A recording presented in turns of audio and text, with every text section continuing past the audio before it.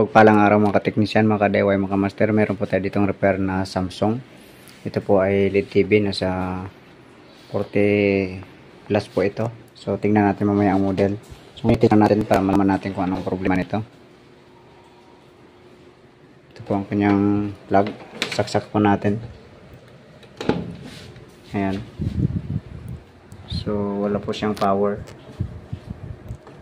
Walang power. Okay. So papakita ko po ang model niya.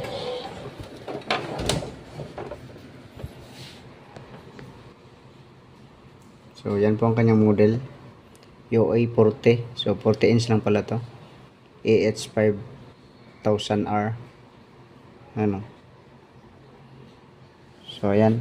Okay, buksan po natin ito. Samahan niyo po ako.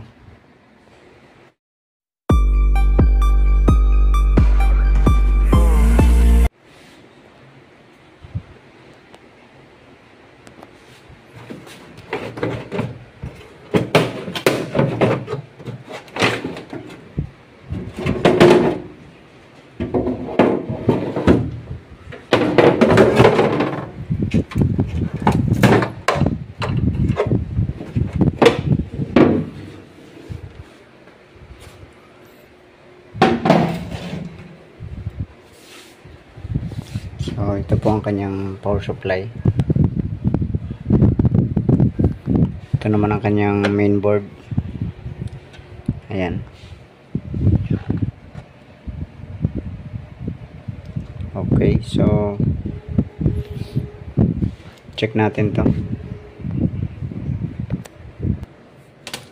Check natin kung may pumasok na voltahe sa filter capacitor. So meron, ibig sabihin okay ang fuse nito. So dito tayo sa secondary. Check natin secondary. Kung may pumasok na voltahe dito. Dito tayo ground natin ito.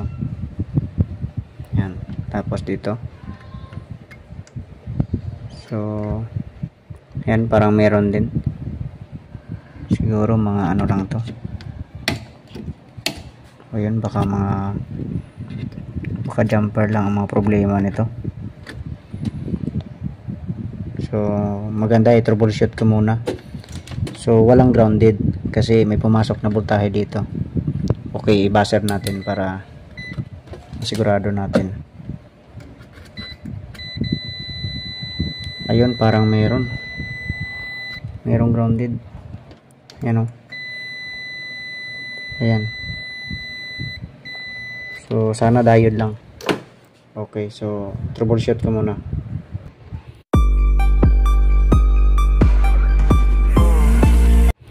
Okay, ito. So tinanggal muna natin yung optocoupler para lumamig siya. Kasi kung mainit, bago natin i-check ng tester ay hindi natin ma-detect yung yung leak. So dito tinanggal ko muna lahat ng diode, rectifier diode para ma-check natin individual. So ito, check natin ito. Nakabaser po tayo. Ayan. So hindi siya grounded. Dito tumunog. Ito wala rin. Yan po ang tester natin. Ito wala. Ito wala rin. Ito wala. So dito kanina sa dalawa na to ang may buzzer. So check natin ito.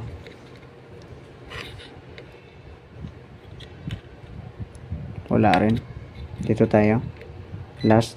Ayun. Ayun. So ito grounded. Ayan. Shorted po ito. Ayan.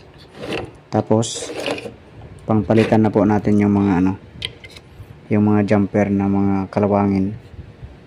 Pampalitan na po natin to. Okay, sige, palitan ko muna to. Tapos ito palitan din natin.